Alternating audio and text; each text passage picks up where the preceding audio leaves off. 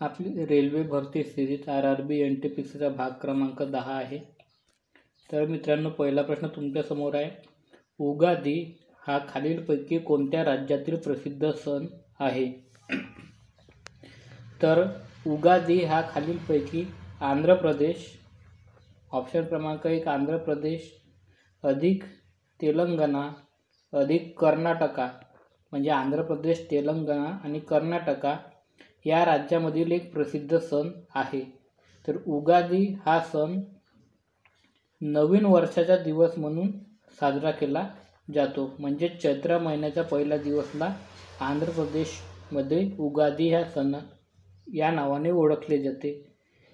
आणि बाकी आपण ऑप्शनमधले सण पाहू।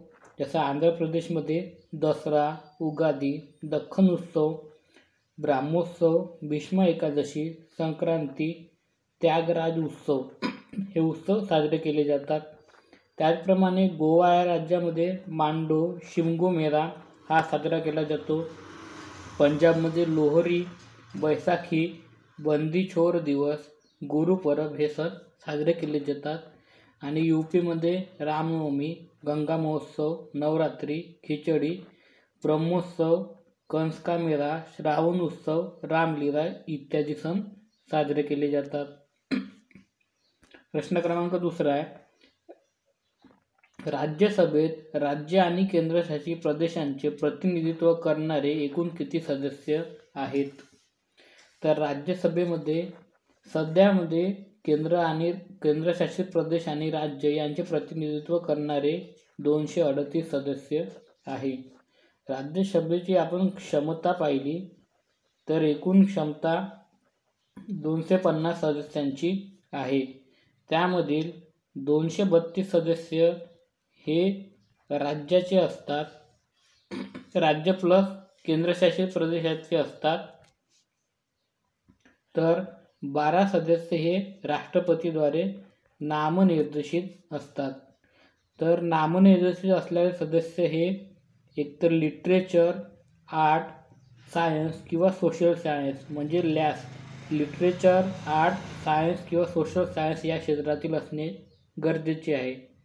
त्यानंतर राज्यसभेचा जर विचार केला आपण तर तेथील सदस्याचा कार्यकाळ आहे तो 6 वर्षाचा असतो। दर 2 वर्षांनी 103 सदस्य तिचे निवृत्त होत असतात। तर सध्या राज्यसभेमध्ये 245 एवढे सदस्य उपस्थित आहेत। पुढील प्रश्न आहे, जगातील एकमेव तरंगणारे सरोवर असलेले लोकटक सरोवर, म्हणजे जगातील एकमेव तरंगणारे लोकटक सरोवर हाच एक आपला प्रश्न बनतो। तर ते लोकटक सरोवर कोणत्या राज्यात स्थित आहे? तर लोकटक सरोवर हे खालीलपैकी ऑप्शन क्रमांक 4 मणिपूर या राज्यामध्ये स्थित आहे। तर लोकटक सरोवर हे ईशान्य भारतातील मोठे गोड्या पाण्याचे सरोवर आहे।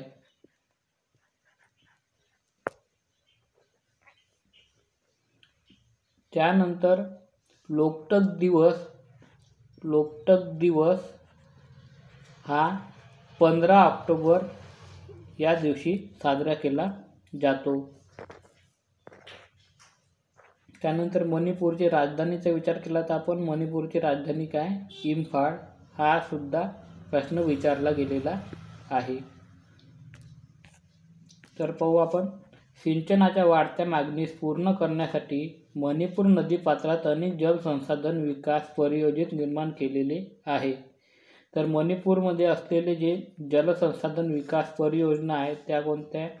तर 7 नदी खोरे प्रकल्प, सिंगंदा बांध प्रकल्प, थोबल बांध प्रकल्प, खुगा बांध प्रकल्प, इम्फाल बैराज प्रकल्प व सेकमाई बैराज प्रकल्प हे आहेत।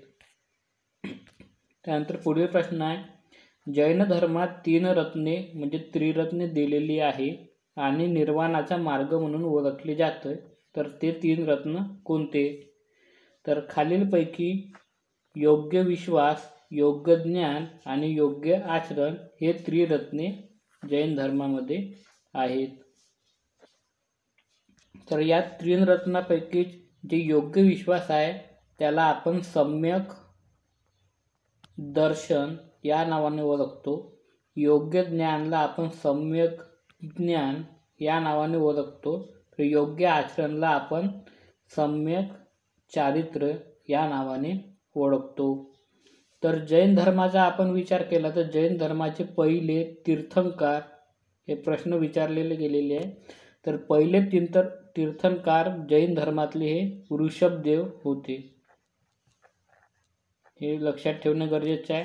त्यानंतर 23वे तीर्थंकर हे पार्श्वनाथ होते व 24वे तीर्थंकर हे वर्धमान महावीर हे होते.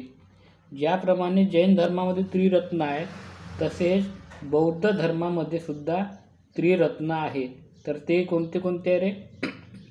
पहिला आहे बुद्ध, त्यानंतर धम्म, त्यानंतर संघ, हे बौद्ध धर्मामधले त्रिरत्ने आहेत. पुढील प्रश्न आहे, भारतीय राज्यघटनेच्या कोणत्या अनुच्छेदाने राष्ट्रपतींना माफीचा अधिकार दिला गेलेला आहे?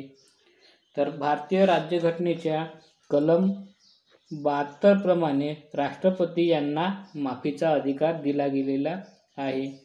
तर त्या माफीचे 72 मध्ये एक तर ते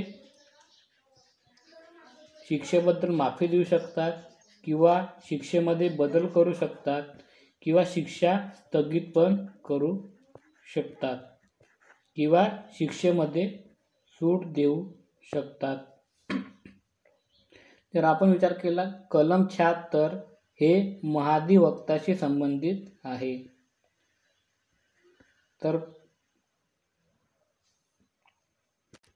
ज्याप्रमाणे राष्ट्रपतीला शिक्षा माफीचे अधिकार कलम 72 प्रमाणे आहेत तसेच अधिकार राज्यपालाला आहे. तर तो कोणत्या कलमाच्या अंतर्गत आहे याचे उत्तर तुम्हाला कमेंटमध्ये द्यायचे आहे. पुढील प्रश्न आहे, भारतात कोकण किनारा आणि कोरोमंडल किनारा डॅश डॅश आहे. तर कोकणचा किनारा आणि कोरोमंडलचा किनारा हा कोणत्या भागात आहे असा प्रश्न आहे. तर तो खालीलपैकी पश्चिम आणि पूर्व घाटाच्या बाजूला आहे. कोकण किनारा आपल्याला माहीत आहे आपल्या महाराष्ट्रालाच आहे, म्हणजे पश्चिम, आणि कोरोमंडलचा पूर्व घाटाच्या बाजूने आहे. जर भारताचा आपण किनाराची मोजला तर एकूण मुख्य भूमीला 6100 प्लस बेट 1997 एवढा एकूण पूर्ण मिळून 7516 किलोमीटरचा पूर्ण किनारा भारताला लाभलेला आहे. पुढील प्रश्न आहे, उच्च न्यायालयाच्या न्यायाधीशाला डॅशद्वारे त्याचा कार्यकाळ संपण्यापूर्वी पदावरून दूर केले जाऊ शकते. तर उच्च न्यायालयाच्या न्यायाधीशाला खालीलपैकी ऑप्शन क्रमांक 4 संसदेच्या शिफारसीनुसार राष्ट्रपतीद्वारा त्यांचा कार्यकाळ संपण्यापूर्वी दूर केले जाऊ शकते. तर उच्च न्यायालयाचे न्यायाधीश हे राष्ट्रपतीच्या मर्जीने पद धारण करतात. हा सुद्धा एक प्रश्न आहे. तर उच्च न्यायालयाचे न्यायाधीश हे राष्ट्रपतीच्या मर्जीने पद धारण करतात. जेव्हा उच्च न्यायालयाच्या न्यायाधीशाची नेमणूक केली जाते तेव्हा राष्ट्रपती, सरन्यायाधीश प्लस त्या संबंधित राज्याचे राज्यपाल या दोघांचा सल्ला घेऊन उच्च न्यायालयाच्या न्यायाधीशाची नेमणूक ही करत असतात. उच्च न्यायालयाच्या न्यायाधीशाला शपथ कोण देतात याचे उत्तर तुम्हाला कमेंटमध्ये द्यायचे आहे. त्यानंतर जे विधेयक आपण बिल मांडतो उच्च न्यायालयाचे दूर करण्याचा, ते विशेष बहुमताने पारित होणे आवश्यक आहे, तेव्हा त्याला पदावरून दूर करू शकतात. त्यानंतर पुढील प्रश्न आहे, पीन व्हॅली राष्ट्रीय उद्यान येथे स्थित आहे. तर पीन व्हॅली राष्ट्रीय उद्यान हे कोणत्या राज्यात स्थित आहे असा प्रश्न आहे. तर पीन व्हॅली राष्ट्रीय उद्यान हे खालीलपैकी ऑप्शन क्रमांक 3 हिमाचल प्रदेश येथे स्थित आहे. तर कोणत्या राज्यात कोणते आपण पाहू, आंध्र प्रदेशमध्ये श्री व्यंकटेश्वर राष्ट्रीय उद्यान आहे. अरुणाचल प्रदेशमध्ये नमदाफा राष्ट्रीय उद्यान किंवा लिंग राष्ट्रीय उद्यान आहे. तर हिमाचल प्रदेशमध्ये ग्रेट हिमालयन राष्ट्रीय उद्यान, पीन व्हॅली राष्ट्रीय उद्यान, इंदरकिला राष्ट्रीय उद्यान, खीरगंगा राष्ट्रीय उद्यान किंवा सिंबलबारा राष्ट्रीय उद्यान हे आहेत. पुढील प्रश्न आहे, सी राजगोपालाचारी यांनी खालीलपैकी कोणत्या राज्यात मीठ सत्याग्रहाचे नेतृत्व केले? तर सी राजगोपालाचारी यांनी खालीलपैकी ऑप्शन क्रमांक 2 तामिळनाडू या राज्यामध्ये एप्रिल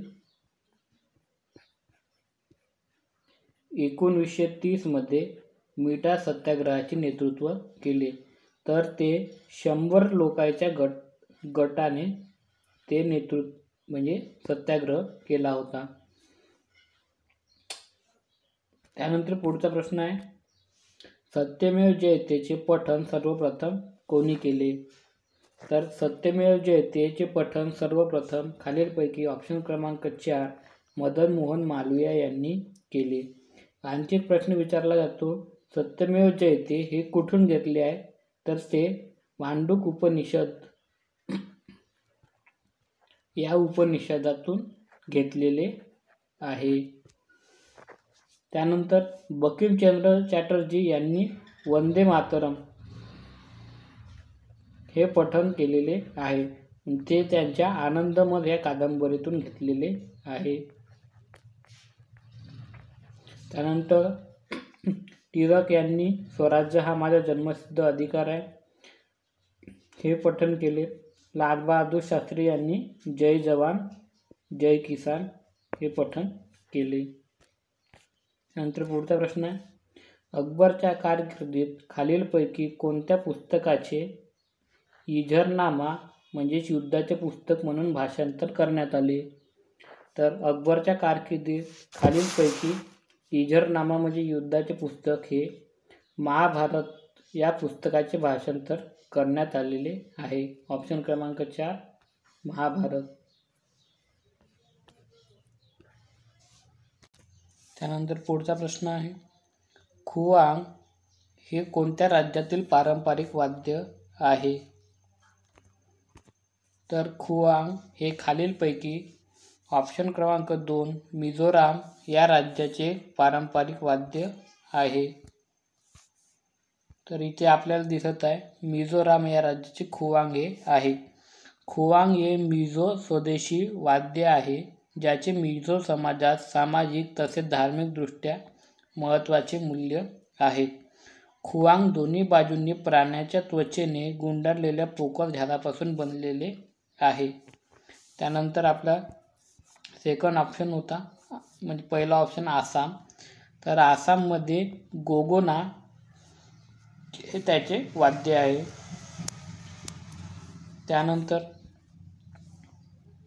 झारखंडमध्ये सिंगा हे वाद्य आहे. तर पश्चिम बंगालमध्ये दोतारा हे वाद्य आहे. पुढचा प्रश्न आहे, भारतीय राज्यघटनेत डॅश डॅश अंतर्गत मानवी तस्करीवर बंदी घालण्यात आलेली आहे? तर भारतीय राज्यघटनेत खालीलपैकी मानवी तस्करीवर अनुच्छेद 23 या अंतर्गत बंदी घालण्यात आलेली आहे. तर अनुच्छेद 23 मध्ये म्हणजे शोषणाविरुद्धचा हक्क या हक्कामध्ये अनुच्छेद 23 हा येत असतो. म्हणजे अनुच्छेद 23+24 हे शोषणाविरुद्धच्या हक्कामध्ये येत असतो. अनुच्छेद 21 मध्ये जीविताचा अधिकार सांगितलेला आहे. त्यानंतर अनुच्छेद 22 मध्ये अटकेपासून संरक्षण याची तरतूद केलेली आहे. पुढील प्रश्न आहे, त्यानंतर आणखी भारतातील मानवी तस्करी कायदे कोणकोणते आहे पाहू. पहिला भारतीय दंड संहिता 1860. भारतीय दंड संहिता 1860 भारतात मानवी तस्करी कशी हाताळली जाते हे नियंत्रण करते. त्यानंतर आहे अमर वाहतूक प्रतिबंध कायदा 1956, फौजदारी कायदा 2013. त्यानंतर लैंगिक गुन्ह्यापासून मुलांचे संरक्षण म्हणजे त्याला आपण पोक्सो कायदा म्हणतो तो 2012चा आहे. पुढील प्रश्न आहे, 2011च्या जनगणनेनुसार बाललिंग गुणोत्तर दर 1000 पुरुषामागे स्त्रिया असे होते. तर 2011च्या जनगणनेनुसार बाललिंग गुणोत्तर हे खालीलपैकी ऑप्शन क्रमांक 1 919 असे होते. तर बाललिंग गुणोत्तरामध्ये 0 वर्ष ते 6 वर्ष एवढ्या वयोगटातील म्हणजे बालकांचे लिंग गुणोत्तर काढले जाते. 2001च्या जनगणनेमध्ये ते 927 एवढे होते. तर 2011च्या जनगणनेमध्ये 919 एवढे होते, म्हणजे कमी झालेले आपल्याला दिसते. तर सर्वात कमी बाललिंग गुणोत्तर हे हरियाणा या राज्यामध्ये आहे. तर ते किती आहे? 834.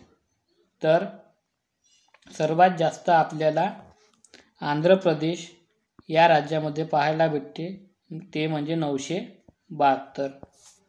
त्यानंतर पुढचा प्रश्न आहे, ब्रिटिश संसदेचे सदस्य म्हणून निवडलेले पहिले भारतीय कोण? तर ब्रिटिश संसदेचे सदस्य म्हणून निवडलेले पहिले भारतीय खालीलपैकी ऑप्शन क्रमांक 2 दादाभाई नौरोजी हे आहेत. दादाभाई नौरोजी यांना भारताचे पितामह म्हणून ओळखले जाते. त्यानंतर त्यांना अनाधिकृत राजदूत, भारताचे अनाधिकृत राजदूत म्हणून सुद्धा ओळखले जाते. दादाभाई नौरोजी हे 1886, त्यानंतर 1893, त्यानंतर 1906 या 3 वेळा काँग्रेसचे अध्यक्ष राहिलेले आहे. त्यानंतर त्यांनी poverty and un British rule in India हा ग्रंथ लिहिला. त्यानंतर जे R.C. दत्ता आहे त्यांनी महाभारत व रामायण यांचा इंग्रजी अनुवाद केला. राजाराम मोहन राय यांना आधुनिक भारताचे जनक असे म्हटले जाते. त्यानंतर राजाराम मोहन राय यांनी 1828 मध्ये ब्राह्मो समाजाची स्थापना केली. त्यानंतर त्यांनी संवाद कौमुदी हे वृत्तपत्रसुद्धा काढले. पुढील प्रश्न आहे, खालीलपैकी कोणते योग्य रीतीने जुळत नाही? तर घटनात्मक उपयोगाचा अधिकार कलम 32, भेदभावाचा अधिकार 15, संघटनेचा अधिकार 19, तर जीवन संरक्षणाचा अधिकार 20. तर खालीलपैकी जीवनाचा अधिकार हा कलम 21 इथे येतो, मधून ऑप्शन क्रमांक 4 हे योग्य रीतीने जुळत नाही. कलम 32ला घटनेचा आत्मा म्हणून डॉक्टर बाबासाहेब आंबेडकर यांनी संबोधले होते. पुढील प्रश्न आहे, खान अब्दुल गफार खान या नावाने प्रसिद्ध होते. तर खान अब्दुल गफार खान यांना खालीलपैकी ऑप्शन क्रमांक 2 फ्रंटियर गांधी या नावाने ओळखले जाते. त्यांना बच्चा गांधी या नावाने सुद्धा ओळखले जाते. तर यांच्या नेतृत्वाखाली खुदाई खिदमतगार ही संघटना स्थापन झाली. पुढचा प्रश्न आहे, त्यानंतर जे प्रसिद्ध व्यक्ती आहेत त्यांचे टोपण नाव दिलेले आहे. महात्मा गांधी यांना राष्ट्रपिता बापू महात्मा या नावाने ओळखले जाते. दादाभाई नौरोजी यांना भारतातील ग्रँड ओल्ड मॉल किंवा भारताचे पितामह म्हणून ओळखले जाते. खान अब्दुल गफार खान यांना फ्रंटियर गांधी किंवा बच्चा खान म्हणून ओळखले जाते. लाल बहादूर शास्त्री यांना मॅन ऑफ पीस म्हणून ओळखले जाते. वल्लभभाई पटेल यांना भारताचे लोहपुरुष म्हणून ओळखले जाते. जवाहरलाल नेहरू यांना चाचा नेहरू किंवा पंडितजी म्हणून ओळखले जाते. तर राजेंद्र प्रसाद यांना देशरत्न किंवा अजातशत्रू, हा इम्पॉर्टंट प्रश्न आहे, तर अजातशत्रू म्हणून राजेंद्र प्रसाद यांना ओळखले जाते. पुढील प्रश्न आहे, खालीलपैकी कोणता सण उत्तराखंडमध्ये साजरा केला जातो? तर खालीलपैकी ऑप्शन क्रमांक 1 फूलदेई हा सण उत्तराखंडमध्ये साजरा केला जातो. तर हा वसंत ऋतूच्या स्वागतासाठी साजरा केला जातो. इथे दिले आहे नवशिक्या हे पश्चिम ओडिसातील कापणीचा सण आहे. विशू हा केरळच्या नवीन वर्षाचा सण आहे. तर ढोल यात्रा पश्चिम बंगालमध्ये रंगांचा सण साजरा केला जातो. त्यानंतर पुढील प्रश्न आहे घुमर हा डॅश राज्याचा लोकनृत्य प्रकार आहे.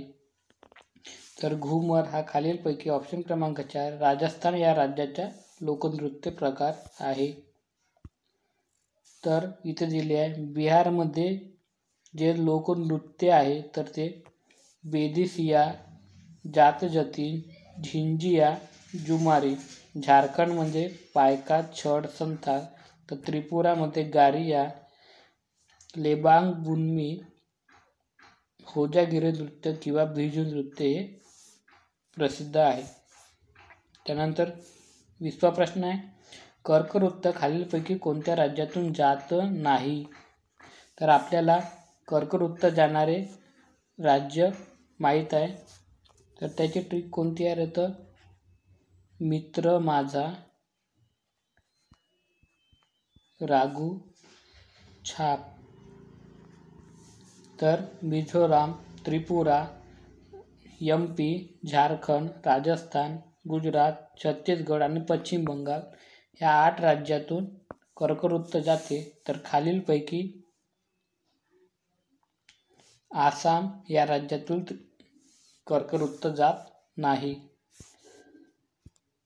तर कर्कवृत्त जाणारे दिलेले आपले राज्य गुजरातमधील जसदन या शहरातून जाते, राजस्थानमधील कालिंद्र शहरातून जाते, मध्य प्रदेशमधून शाजापूरमधून जाते, छत्तीसगडमध्ये सोनहाटमधून जाते, झारखंडमध्ये लोहरगदामधून जाते, पश्चिम बंगालमध्ये कृष्णानगरमधून जाते, त्रिपुरामध्ये उदयपूरमधून जाते, तर मिझोराममध्ये चंफईमधून जाते. मित्रांनो, अशाच ल्युसेंट आधारित सामान्य ज्ञान प्रश्नाकरिता व्हिडिओला लाईक करा, शेअर करा व आपल्या चॅनलला सबस्क्राईब करा. थँक्यू.